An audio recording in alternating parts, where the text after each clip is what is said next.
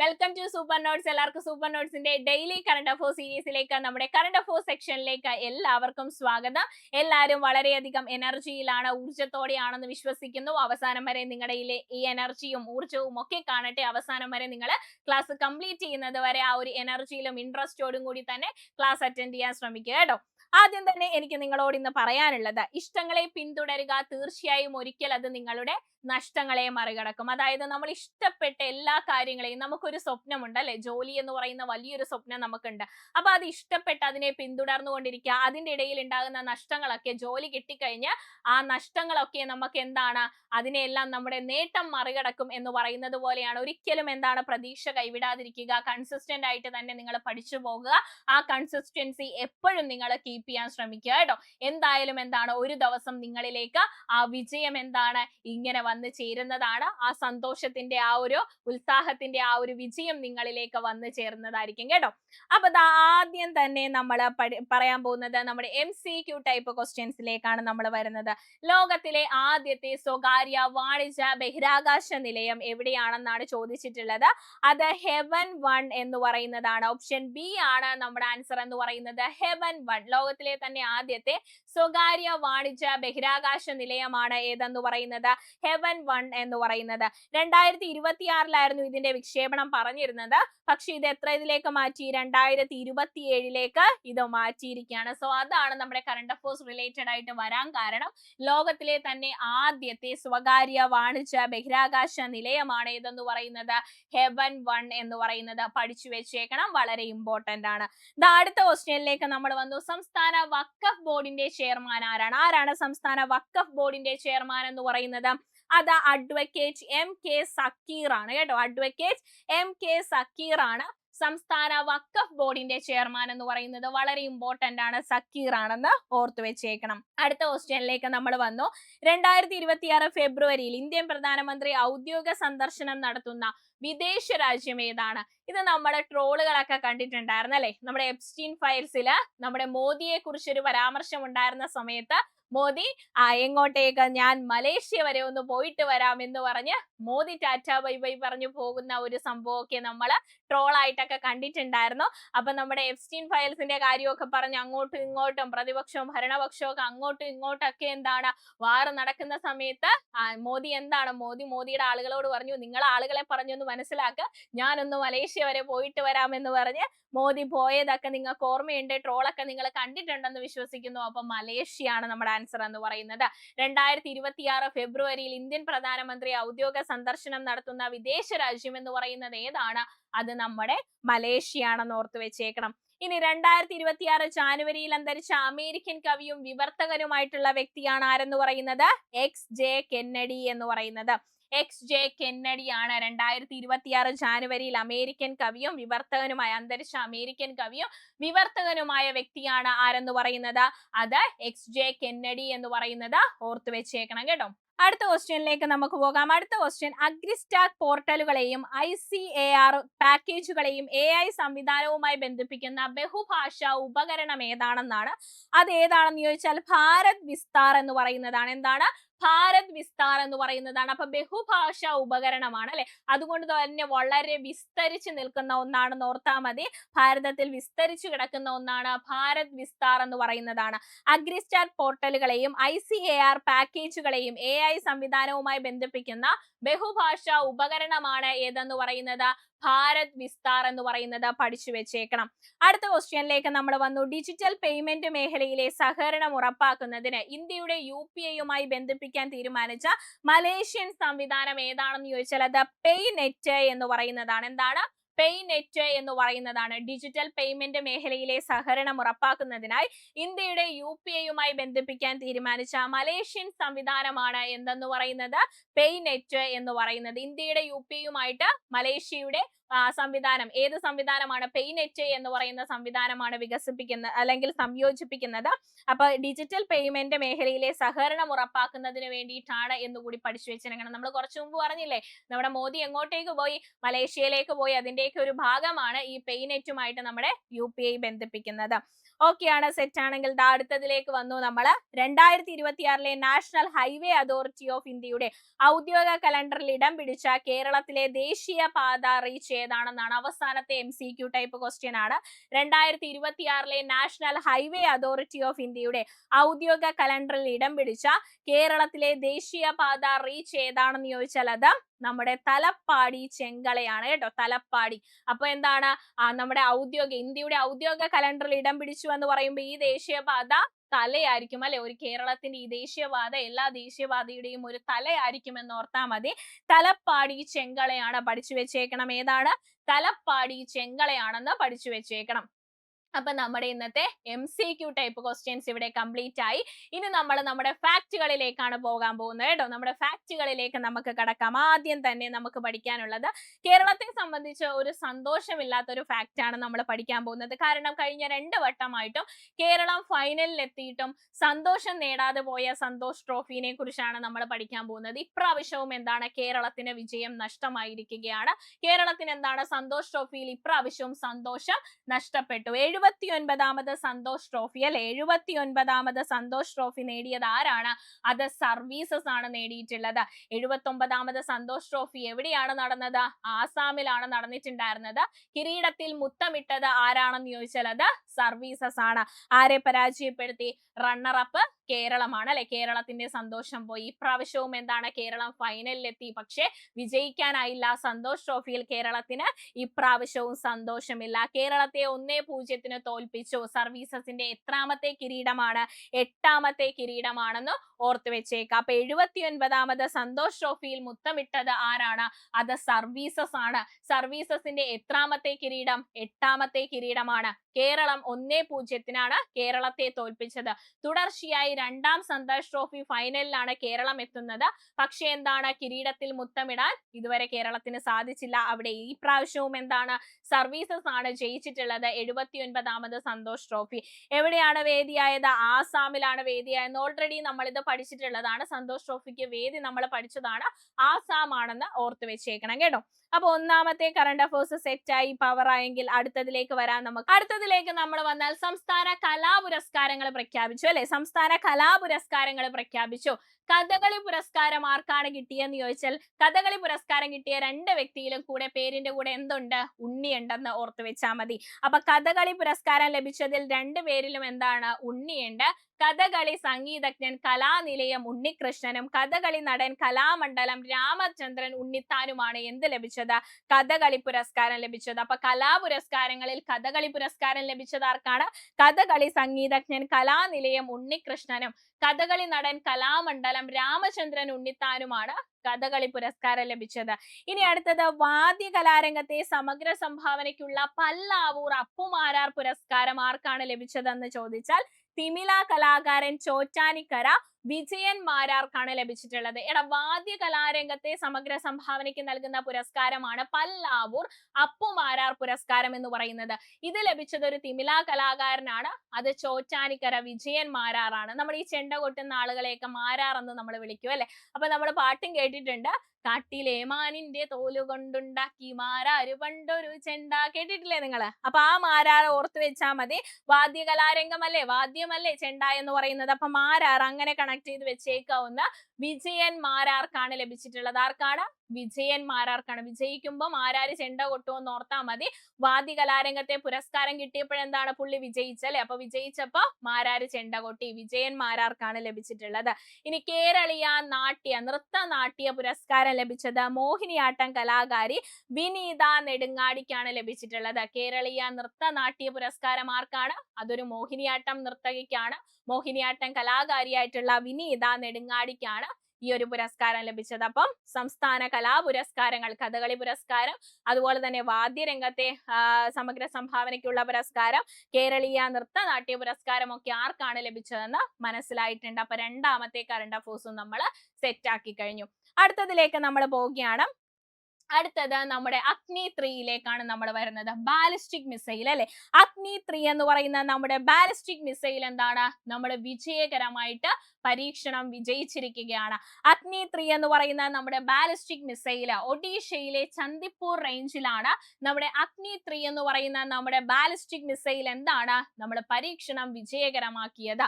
അപ്പോ ഫെബ്രുവരിയിൽ പരീക്ഷിച്ച വിജയകരമാക്കിയ നമ്മുടെ ബാലിസ്റ്റിക് മിസൈൽ ആണ് ഏതെന്ന് പറയുന്നത്, അഗ്നി 3 എന്ന് പറയുന്നത്. 3500 കിലോമീറ്റർ വരെ ഇതിന് എന്തുണ്ടെന്നറിയോ, ദൂരപരിധി ഉണ്ട്. എത്രയുണ്ട്, 3500 കിലോമീറ്റർ വരെ നമ്മുടെ അഗ്നി 3യുടെ ദൂരപരിധി എന്ന് പറയുന്നത്. ദാ ഇവിടെ നോക്കിക്കോ, 2026 ഫെബ്രുവരിയിൽ ഇന്ത്യ വിജയകരമായി പരീക്ഷിച്ച ഇന്റർമീഡിയറ്റ് റേഞ്ച് ബാലിസ്റ്റിക് മിസൈൽ ആണ് എന്തെന്ന് പറയുന്നത്, അഗ്നി 3 എന്ന് പറയുന്നത്. 2026 ഫെബ്രുവരിയിൽ ഇന്ത്യ വിജയകരമായി പരീക്ഷിച്ച ഇന്റർമീഡിയറ്റ് റേഞ്ച് ബാലിസ്റ്റിക് മിസൈൽ ആണ് അഗ്നി 3 എന്ന് പറയുന്നത്. 3500 കിലോമീറ്റർ വരെ ദൂരപരിധിയുള്ള ഇന്റർമീഡിയറ്റ് റേഞ്ച് ബാലിസ്റ്റിക് മിസൈൽ ആണ് ഒഡീഷയിലെ ചന്ദിപ്പൂരിലെ സംയോജിത പരീക്ഷണ റേഞ്ചിൽ നിന്ന് വിജയകരമായി പരീക്ഷിച്ചിരിക്കുന്നത്. അപ്പൊ അഗ്നി 3യെ കുറിച്ച് പഠിച്ചു വെക്കണം, ഇമ്പോർട്ടന്റ് ആണ്. 3500 കിലോമീറ്റർ വരെ ഇതിന് ദൂരപരിധി ഉണ്ട്. ഫെബ്രുവരിയിൽ ഇതിന്റെ പരീക്ഷണം വിജയകരമായി നടന്നു. എവിടെയാണ്, ഒഡീഷയിലെ ചന്ദിപ്പൂരിലാണ് എന്ന് ഓർത്തു വെച്ചേക്കണം കേട്ടോ. ഒഡീഷയിലെ ചന്ദിപ്പൂരിലാണ്. ഓക്കെ ആണ്, സെറ്റ് ആണെങ്കിൽ അടുത്ത കറണ്ട് അഫേഴ്സിലേക്ക് നമ്മൾ വന്നു. 2026 സാഫ് അണ്ടർ 19 വനിതാ ഫുട്ബോൾ ചാമ്പ്യൻഷിപ്പിൽ കിരീടം നേടിയത് ഇന്ത്യയാണ്. 2026 സാഫ് അണ്ടർ 19 വനിതാ ഫുട്ബോൾ ചാമ്പ്യൻഷിപ്പിൽ കിരീടം നേടിയത് ആരാണെന്ന് ചോദിച്ചാൽ ആരാണെന്ന് പറയണം, അത് ഇന്ത്യയാണെന്ന് പറയണം. ഫൈനലിൽ ആരെ തോപ്പിച്ചു, ബംഗ്ലാദേശിനെ പരാജയപ്പെടുത്തി. 4-0 ആരെ പരാജയപ്പെടുത്തി, ഇന്ത്യ ബംഗ്ലാദേശിനെ തോൽപ്പിച്ച് അണ്ടർ 19 സാഫ് അണ്ടർ 19 വനിതാ ഫുട്ബോളിൽ ഇന്ത്യ അങ്ങനെ ചാമ്പ്യൻ ആയിരിക്കുകയാണ്. വേദിയായത് എവിടെയാണെന്ന് ചോദിച്ചാൽ നേപ്പാളിലെ പൊക്കാറ സ്റ്റേഡിയം ആണ്. വേദിയായത് എവിടെയാണ്, നേപ്പാളിലെ പൊക്കാറ സ്റ്റേഡിയം ആണ് ഈ ഒരു മത്സരത്തിന് വേദിയായത്. ഇന്ത്യയാണ് ജേതാക്കൾ. ആരെ പരാജയപ്പെടുത്തി, ബംഗ്ലാദേശിനെ 4-0 പരാജയപ്പെടുത്തി. ആദ്യത്തെ കറണ്ട് അഫേഴ്സും നമ്മൾ സെറ്റ് ആക്കിയിരിക്കുകയാണ്. ഇനി അടുത്തതിലേക്ക് നമുക്ക് വരാം. 2 സസ്യങ്ങളെ പറ്റിയാണ് നമ്മൾ പഠിക്കാൻ പോകുന്നത്. 2 സസ്യങ്ങൾ. ഇത് എവിടുന്ന് കണ്ടെത്തിയ സസ്യങ്ങളാണെന്ന് ചോദിച്ചാൽ ഇടുക്കിയിലെ മീശപ്പുലിമലയിൽ നിന്ന് കണ്ടെത്തിയ സസ്യങ്ങളാണ്. ഈ സസ്യങ്ങളെ കുറിച്ച് പറയുമ്പോൾ ഇത് കണ്ടെത്തിയ സ്ഥലവുമായിട്ട് ബന്ധപ്പെട്ട് അതിന്റെ പേരിന്റെ വാലയിൽ എന്തുണ്ടാകൂടാ, അതിന്റെ കണ്ടെത്തിയ സ്ഥലത്തിന്റെ പേരും ഉണ്ടാകും അല്ലെ. ഏത് സസ്യത്തെ കുറിച്ച് നമ്മൾ പറഞ്ഞാലും അതിന്റെ വാലയിൽ എന്തുണ്ടാകും, അത് കണ്ടെത്തിയ ആ സ്ഥലത്തിന്റെ പേരും ഉണ്ടാകും. അതുകൊണ്ട് നമുക്ക് പഠിച്ചു വെക്കാൻ എളുപ്പമാണ്. ഈ 2 സസ്യത്തിന്റെ പേര് ലിറ്റ്സിയ മീശപ്പുലിമലയാന, ലിറ്റ്സിയ ഇടുക്കിയാന എന്ന് പറയുന്നതാണ്. നമ്മൾ നേരത്തെ പറഞ്ഞു എവിടെ നിന്ന് കണ്ടെത്തിയതാണ്, ഇടുക്കിയിലെ മീശപ്പുലിമലയിൽ നിന്ന് കണ്ടെത്തിയതാണ് അല്ലെ. അതുകൊണ്ട് തന്നെ ഈ 2 സസ്യങ്ങളുടെ പേരെന്താണ്, ലിറ്റ്സിയ മീശപ്പുലിമലയാന, ലിറ്റ്സിയ ഇടുക്കിയാന എന്ന് പറയുന്നതാണ് ഈ 2 സസ്യങ്ങളുടെ പേര് എന്ന് പറയുന്നത്. ഇനി നമ്മുടെ സൈക്കോ PSC നിങ്ങൾ എങ്ങനെ ചോദിക്കും, ഇത് നിങ്ങൾക്ക് അറിയാവുന്നത് കൊണ്ട് തന്നെ, മീശപ്പുലിമലയിൽ നിന്നും ഇടുക്കിയിൽ നിന്നൊക്കെ കണ്ടെത്തിയതാണെന്ന് അറിയാവുന്നത് കൊണ്ട് തന്നെ നമ്മുടെ സൈക്കോ PSC എങ്ങനെ ചോദിക്കും, ഇത് ഏത് കുടുംബത്തിൽ പെടുന്നതാണ്, ഈ സസ്യങ്ങൾ ഏത് കുടുംബത്തിൽ പെടുന്നതാണെന്ന് ചോദിച്ചാൽ ലൊറേസിയ കുടുംബത്തിലെ കുറ്റിപ്പാണലിന്റെ ജനുസിൽ പെടുന്ന സസ്യങ്ങളാണ് ലിറ്റ്സിയ മീശപ്പുലിയാനയും അതുപോലെ തന്നെ മീശപ്പുലിമലയാനയും അതുപോലെ തന്നെ ലിറ്റ്സിയ ഇടുക്കിയാനയും. എന്തിന്റെ കുടുംബത്തിലാണ്, ലൊറേസിയ കുടുംബത്തിലെ കുറ്റിപ്പാണലിന്റെ ജനുസിൽ പെടുന്ന സസ്യങ്ങളാണെന്ന് ഓർത്ത് വെച്ച് പഠിക്കുക. സെറ്റ് അല്ലേ? അടുത്തതിലേക്ക് പോവാൻ നമുക്ക്. അടുത്ത കറണ്ട് അഫേഴ്സിലേക്ക് വന്നു. വിഷൻ ശബരിമലയിലേക്കാണ് നമ്മൾ വന്നിരിക്കുന്നത്. അപ്പൊ നമ്മൾ ഈ വിഷൻ എന്നപ്പോൾ എപ്പോഴാണ് നമ്മൾ പറയുന്നത്, നമുക്ക് എന്തെങ്കിലും ഒരു കാര്യം, ഒരു എയിം ഉണ്ടെങ്കിലോ അല്ലെങ്കിൽ എന്തെങ്കിലും ഒരു വികസനം വരുമ്പോഴോ ആണ് നമ്മൾ വിഷൻ എന്ന് പറയുന്ന ഒരു പ്രയോഗം നമ്മൾ പ്രയോഗിക്കുന്നത് അല്ലെ. അപ്പൊ വിഷൻ ശബരിമല എന്ന് പറയുമ്പോൾ തന്നെ നമുക്കറിയാം ശബരിമലയുടെ സമഗ്ര വികസനം ലക്ഷ്യമിട്ടുള്ള പദ്ധതിയാണ് എന്തെന്ന് പറയുന്നത്, വിഷൻ ശബരിമല എന്ന് പറയുന്നത്. അപ്പൊ ആരാണ്, തിരുവിതാംകൂർ ദേവസ്വം ബോർഡ് അവതരിപ്പിച്ച പുതിയ പദ്ധതിയുടെ പേരെന്ത്, വിഷൻ ശബരിമല. എന്തിനു വേണ്ടിയിട്ട്, ശബരിമലയിലെ സമഗ്ര വികസനം ലക്ഷ്യമിട്ടുകൊണ്ട് തിരുവിതാംകൂർ ദേവസ്വം ബോർഡ് അവതരിപ്പിച്ച പുതിയ പദ്ധതിയുടെ പേരാണ് വിഷൻ ശബരിമല. അടുത്ത വർഷം മുതൽ ശബരിമലയ്ക്കായിട്ട് എന്തുണ്ടാകും, പ്രത്യേക ബജറ്റ് ഉണ്ടാകും. പമ്പയിലെ പിൽഗ്രിം സെന്റർ ആരംഭിക്കുന്നതും ഈ പദ്ധതിയുടെ ഭാഗമാണ്. പമ്പയിൽ എന്താരംഭിക്കുന്നതാണ്, പിൽഗ്രിം സെന്റർ ആരംഭിക്കുന്നതും ഈ പദ്ധതിയുടെ ഭാഗമാണ്. ഏത് പദ്ധതി, വിഷൻ ശബരിമല. തിരുവിതാംകൂർ ദേവസ്വം ബോർഡ് അവതരിപ്പിച്ച പുതിയ പദ്ധതിയാണ്. ശബരിമലയിലെ സമഗ്ര വികസനം ലക്ഷ്യമിട്ടാണ് വിഷൻ ശബരിമല കൊണ്ടുവന്നിട്ടുള്ളത്. സെറ്റ് ആണ്, കളർ ആണെങ്കിൽ അടുത്തതിലേക്ക് പോവാം നമുക്ക്. അടുത്തത് കുട്ടികൾക്കായുള്ള ഒരു ടോൾ ഫ്രീ നമ്പറിലേക്കാണ് നമ്മൾ വന്നത്. കുട്ടികളുടെ ആരോഗ്യ വിവരങ്ങളും ചികിത്സാ പദ്ധതികളും അറിയാനുള്ള ആരോഗ്യ വകുപ്പ് സജ്ജമാക്കിയ ടോൾ ഫ്രീ നമ്പറാണ് 104 എന്ന് പറയുന്നത്. എത്രയാണ്? 104 എന്ന് പറയുന്നതാണ്. അപ്പൊ കുട്ടികളുടെ ആരോഗ്യ വിവരവും ചികിത്സാ പദ്ധതികളും അറിയാനായി ആരോഗ്യ വകുപ്പ് സജ്ജമാക്കിയ ടോൾ ഫ്രീ നമ്പറിന്റെ പേരാണ് എന്തെന്ന് പറയുന്നത്? 104 എന്ന് പറയുന്നത്. പഠിച്ചു വെച്ചേക്കണം. കേൾവി പരിമിതിയുള്ള കുട്ടികൾക്കായി കേരള സർക്കാർ നടപ്പിലാക്കുന്ന പദ്ധതികളും കൂടി പഠിച്ചു വെച്ചേക്കണം. ഇതിന്റെ ഭാഗത്ത് കറണ്ട് അഫേഴ്സിൽ വന്നിട്ടുള്ളതാണ്. എടാ നോക്കിക്കോ, എക്സാം എഴുതുന്ന നിങ്ങള് എക്സാമിന്റെ ഭാഗത്ത് ഏതെങ്കിലും ഒരു ക്വസ്റ്റ്യൻ, ഏതെങ്കിലും ഒരു പദ്ധതി, ഈ കൂട്ടത്തിൽ നിന്ന് ഏതെങ്കിലും ഒരു പദ്ധതി നിങ്ങളുടെ എക്സാമിന് വന്നിരിക്കും. അതുകൊണ്ട് നോട്ട് ചെയ്ത് വെച്ചോ. കേൾവി പരിമിതിയുള്ള കുട്ടികൾക്കായി കേരള സർക്കാർ നടപ്പിലാക്കുന്ന പദ്ധതിയാണ് ശ്രുതി തരംഗം എന്ന് പറയുന്നത്. അപ്പൊ കേൾവി പരിമിതം വരുമ്പോഴേക്കും എന്താണ്? ശ്രുതിയാണ് അല്ലെ? കേൾവി നമ്മുടെ ചെവിയിലേക്ക് ശ്രുതിയായിട്ടാണ്, ഒരു തരംഗമായിട്ടാണ് ശബ്ദം നമ്മുടെ ചെവിയിലേക്ക് എത്തുന്നത്. അപ്പൊ കേൾവി പരിമിതർക്കുള്ള കുട്ടികളായി കേരള സർക്കാർ നടപ്പിലാക്കുന്ന പദ്ധതിയുടെ പേരെന്താണ്? അത് ശ്രുതി തരംഗം എന്ന് പറയുന്നതാണ്. അങ്ങനെയാണെങ്കിൽ അപൂർവ രോഗം ബാധിച്ച കുട്ടികൾക്കുള്ള കേരള സർക്കാരിന്റെ പദ്ധതിയുടെ പേരാണ് കെയർ എന്ന് പറയുന്ന പദ്ധതിയാണ്. അപ്പൊ അപൂർവ രോഗമൊക്കെ വരുമ്പോ അവരെ നമ്മളൊന്ന് കെയർ ചെയ്യണ്ടേ കുട്ടികളെ? അപ്പൊ കെയർ പദ്ധതി ഓർത്ത് വെക്കാലോ. അപൂർവ രോഗം ബാധിച്ച കുട്ടികൾക്കായുള്ള കേരള സർക്കാരിന്റെ ചികിത്സാ പദ്ധതിയുടെ പേരാണ് കെയർ എന്ന് പറയുന്നത്. ഇനി കുട്ടികൾക്കായുള്ള സൗജന്യ ഹൃദ്രോഗ ചികിത്സയ്ക്കായി കേരള സർക്കാർ നടപ്പിലാക്കുന്ന പദ്ധതിയാണ് ഹൃദ്യം പദ്ധതി എന്ന് പറയുന്നത്. അപ്പൊ കുട്ടികൾക്കുള്ള സൗജന്യ ഹൃദ്രോഗ ചികിത്സയ്ക്കായി കേരള സർക്കാർ നടപ്പിലാക്കുന്ന പദ്ധതിയാണ് ഹൃദ്യം പദ്ധതി എന്ന് പറയുന്നത്. അപ്പൊ ഈ പദ്ധതികളൊക്കെ എന്താണ്? പഠിച്ചു വെച്ചേക്കണം. ഇമ്പോർട്ടന്റ് ആണ്. ആ ടോൾ ഫ്രീ നമ്പർ 104 എന്ന് പറയുന്നതാണ് കേട്ടോ. 104 എന്ന് പറയുന്നതാണ്. 104 എന്ന് പറയുന്നതാണ് ശ്രുതി തരംഗം, കെയർ, ഹൃദ്യം പദ്ധതി. അപ്പൊ ഈ പദ്ധതിയുടെ ആ ഒരു ഇനിഷ്യേറ്റീവ് എന്താണെന്ന് കേൾക്കുമ്പോൾ തന്നെ, ആ പദ്ധതിയുടെ ഒരു എക്സ്പ്ലനേഷൻ കേൾക്കുമ്പോൾ തന്നെ പദ്ധതി നമ്മുടെ മനസ്സിലേക്ക് വന്നോളൂ. ഇതിൽ നിന്ന് ഏതെങ്കിലും ഒരു പദ്ധതി നിങ്ങൾക്ക് അടുത്ത എക്സാമിന് ചോദിക്കും കേട്ടോ. അതുകൊണ്ട് പഠിച്ചു വെച്ചേക്കണം. അടുത്തത് നമ്മൾ വന്നിരിക്കുന്നത് 2 വ്യക്തികളെ നിങ്ങൾ കാണുന്നുണ്ടല്ലേ? എന്റെ തലയ്ക്ക് മോളിൽ നിൽക്കുന്ന വ്യക്തിനെ നിങ്ങൾക്ക് സുപരിചിതനായിട്ടുള്ളതാണ്. ട്രംപ് ആണ് എന്റെ തലക്ക് മോളിൽ നിൽക്കുന്നത്. ഇപ്പുറത്തെ സൈഡിൽ നിൽക്കുന്നത് വ്ളാഡിമിർ പുടിൻ ആണ് അല്ലെ, റഷ്യയുടെ. അപ്പൊ റഷ്യയും US-ഉം തമ്മിൽ ഉണ്ടായിരുന്ന ഒരു ഉടമ്പടി എന്താണ്? അവസാനിച്ചിരിക്കുകയാണ്. എന്താണ് ആ ഉടമ്പടിയുടെ പേര് എന്ന് ചോദിച്ചാൽ ന്യൂ സ്റ്റാർട്ട് എന്ന് പറയുന്നതാണ് ആ ഉടമ്പടിയുടെ പേരെന്ന് പറയുന്നത്. ഈ ഉടമ്പടി എന്ത് ചെയ്തടാ? അവസാനിച്ചു. അപ്പോ ആണവായുധ നിയന്ത്രണ ഉടമ്പടിയാണ് ഈ ന്യൂ സ്റ്റാർട്ട് എന്ന് പറയുന്നത്. New strategy aims reduction treaty എന്ന് പറയുന്നതാണ് ഈ ന്യൂ സ്റ്റാർട്ട് എന്നതിന്റെ ഫുൾ ഫോം എന്ന് പറയുന്നത്. അപ്പൊ 2026 ഫെബ്രുവരിയിൽ അവസാനിച്ച ആണവായുധ നിയന്ത്രണ ഉടമ്പടിയുടെ പേരാണ് ന്യൂ സ്റ്റാർട്ട് എന്ന് പറയുന്നത്. ഏതൊക്കെ രാജ്യങ്ങൾ തമ്മിലാണ്? റഷ്യയും US-ഉം തമ്മിൽ ഉണ്ടായിരുന്ന ന്യൂ സ്റ്റാർട്ട് എന്ന് പറയുന്ന ഉടമ്പടിയുടെ കാര്യം ഓർത്ത് വെച്ചേക്കണം. റഷ്യയും US-ഉം തമ്മിലാണ് ന്യൂ സ്റ്റാർട്ട്. ഇതെന്താണ്? അവസാനിച്ചു. 2011 2011 ഫെബ്രുവരിയിലായിരുന്നു ഇത് ഉണ്ടായിരുന്നത്. അതായത് നിലവിൽ വന്നത് 2026 ഫെബ്രുവരി ആയപ്പോഴെന്താണ്? ഇത് അവസാനിച്ചിരിക്കുകയാണ്. ഏത് പദ്ധതി? ന്യൂ സ്റ്റാർട്ട് എന്ന് പറയുന്ന പദ്ധതി അവസാനിച്ചിരിക്കുകയാണ്. അതായത് പദ്ധതി അല്ല, ഉടമ്പടി അവസാനിച്ചിരിക്കുകയാണ്. ന്യൂ സ്റ്റാർട്ട് എന്ന് പറയുന്ന ആണവായുധ നിയന്ത്രണ ഉടമ്പടി എന്താണ്? അവസാനിച്ചിരിക്കുകയാണ്. നമ്മുടെ വ്ളാഡിമിർ പുടിൻ പറഞ്ഞു നമുക്ക് കുറച്ചു നാള് കൂടി ഇത് വേണമെങ്കിൽ എന്താണ് നീട്ടിക്കൊണ്ടു പോകാമെന്നൊക്കെ റഷ്യയുടെ ഭാഗത്തു നിന്ന് ഒരു നിലപാടുണ്ടായിരുന്നു. പക്ഷെ നമ്മുടെ ട്രംപ് അതൊന്നും കേട്ടില്ല. ട്രംപ് പറഞ്ഞു പറ്റില്ല എന്നുള്ള കാര്യമാണ് ട്രംപ് പറഞ്ഞത്. വേറെ എന്തെങ്കിലും കാര്യങ്ങളൊക്കെ ഉണ്ടാവും. അപ്പൊ അരനൂറ്റാണ്ടിനിടെ ആദ്യമായിട്ടാണ് ഇരു രാജ്യങ്ങൾക്കും ഇടയിൽ ആണവായുധ നിയന്ത്രണ കരാറുകൾ പൂർണ്ണമായും ഇല്ലാതാകുന്നത് എന്നുകൂടി ഓർത്തു വെക്കുക. New start, new strategy arms reduction treaty എന്ന് പറയുന്നതാണ് ന്യൂ സ്റ്റാർട്ട്. ഇതെന്താണ്? റഷ്യയും അതുപോലെ തന്നെ US-ഉം തമ്മിലുള്ള ഉടമ്പടിയാണ്, ആണവായുധ നിയന്ത്രണ ഉടമ്പടിയാണ്. ഇത് അവസാനിച്ചിരിക്കുകയാണ്. പഠിച്ചു വെച്ചല്ലോ? ഓക്കെ ആണെങ്കിൽ അടുത്തതിലേക്ക് പോകാം. ഇത് ആരുടെ പ്രതിമയാണ് നിങ്ങൾ ഈ കാണുന്നത്?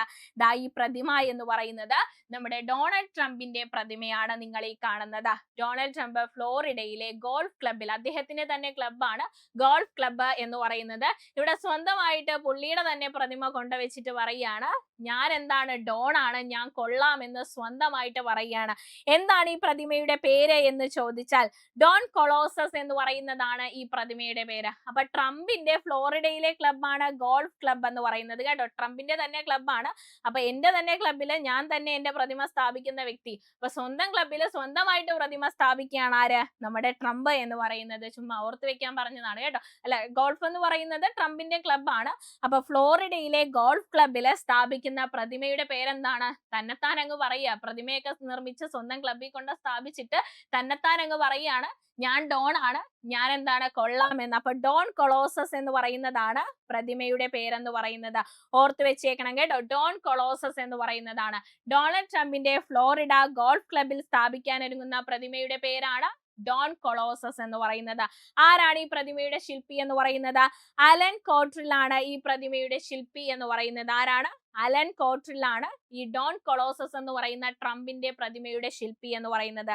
വെങ്കലത്തിൽ തീർത്ത പൊന്നുപാളികൾ പൊതിഞ്ഞ 2 നില കെട്ടിടത്തിന്റെ ഉയരമുള്ളതാണ് ട്രംപിന്റെ ഈ പ്രതിമ എന്ന് പറയുന്നത്. വെങ്കലത്തിൽ തീർത്ത പൊന്നുപാളികൾ പൊതിഞ്ഞ 2 നില കെട്ടിടത്തിന്റെ, കാരണം അത്രേ ഹൈറ്റ് ഉണ്ടല്ലേ. ഇതാ നോക്കിക്കേ, പുള്ളി നിന്നിട്ട് പുള്ളിനേക്കാളും എന്താണ് ഹൈറ്റ് ഉള്ളതാണ്. അപ്പം 2 നില കെട്ടിടത്തിന്റെ എത്രയും ഹൈറ്റ് വരുന്ന ഉയരത്തിലുള്ള പ്രതിമയാണ് ട്രംപിന്റെ ഈ പ്രതിമ എന്ന് പറയുന്നത്. എവിടെയാണ് ഇത് സ്ഥാപിക്കുന്നത്? ഫ്ലോറിഡയിലെ ഗോൾഫ് ക്ലബിലാണ്. ഡോൺ കൊളോസസ് എന്ന് പറയുന്നതാണ് ഈ ഒരു പ്രതിമയുടെ പേരെന്ന് പറയുന്നത്. ആരാണ് ശില്പി? അലൻ കോട്രിൽ ആണ് ഇതിന്റെ ശില്പി എന്ന് പറയുന്നത്. സെറ്റ് ആണെങ്കിൽ അടുത്തതിലേക്ക് പോവുകയാണ്. അടുത്തത് നമ്മള് മറ്റൊരു പുരസ്കാരത്തിലേക്കാണ് വന്നത്. എന്താണ് ഈ പുള്ളിക്കാരത്തിന്റെ പേരെന്ന് പറയുന്നതിന് മുന്നേ നിങ്ങളൊക്കെ പണ്ട് നമ്മുടെ ടീച്ചേഴ്സ് ഒക്കെ എന്തെങ്കിലുമൊക്കെ എഴുതി നമ്മൾ കുഞ്ഞു ക്ലാസ്സുകളിലൊക്കെ പഠിക്കാൻ നേരത്ത് നമ്മൾ എന്തിനെങ്കിലൊക്കെ വിജയിക്കാൻ നേരത്ത് അല്ലെങ്കിൽ ഒരു ടെസ്റ്റ് ഒക്കെ നമ്മുടെ സ്കൂളിൽ ഒരു ടെസ്റ്റ് ഒക്കെ ഇടാൻ നേരത്ത് നമുക്ക് ഫുള്ള് കിട്ടും, 10 ഒക്കെ കിട്ടുമ്പോൾ നമുക്ക് റൂളി പെൻസിൽ തരും അല്ലെ. നമ്മുടെ ടീച്ചേഴ്സ് ആയിരിക്കും ഈ റൂളി പെൻസിൽ തരുന്നത്. അപ്പൊ ഈ റൂളി പെൻസിൽ നൽകുന്നത് എന്താണ്? ടീച്ചേഴ്സ് അവരുടെ എന്താണ് നമ്മളെ പ്രോത്സാഹിപ്പിക്കാൻ വേണ്ടിയിട്ട് നമുക്കൊരു സമ്മാനമായിട്ടാണ് ഈ റൂളി പെൻസിൽ നമുക്ക് നൽകുന്നത്. അപ്പൊ ഈ പേര് അങ്ങനെ ഒന്ന് കണക്ട് ചെയ്ത് നിങ്ങൾ വെക്കുക. റൂബിൾ നാഗി എന്ന് പറയുന്നതാണ് പുള്ളിക്കാരത്തിയുടെ പേര്. എന്താണ്? റൂബിൾ നാഗി എന്ന് പറയുന്നതാണ്.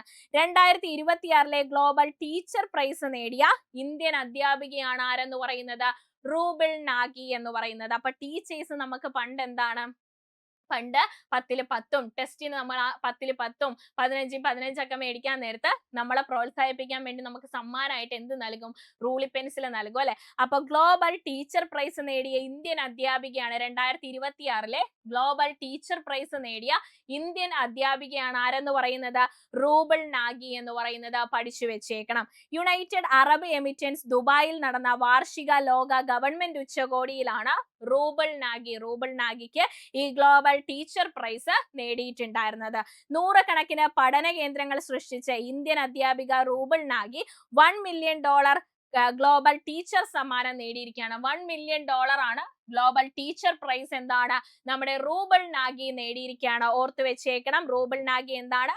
2026 ഗ്ലോബൽ ടീച്ചർ പ്രൈസ് നേടിയ ഇന്ത്യൻ അധ്യാപികയാണ് റൂബിൾ നാഗി എന്ന് പറയുന്നത്. പഠിച്ചു വെച്ചേക്കണം കേട്ടോ, ഇമ്പോർട്ടന്റ് ആണ്. റൂബിൾ നാഗിയെ കുറിച്ച് ഗ്ലോബൽ ടീച്ചർ പ്രൈസ് നേടിയ ആളാണ്. അപ്പൊ നമ്മൾ റൂളി പെൻസിലൊക്കെ നമുക്ക് നൽകിയ ടീച്ചറിനെ ഓർത്താൽ മതി കേട്ടോ. റൂബിൾ നാഗി പഠിച്ചു വെച്ചേക്കണം.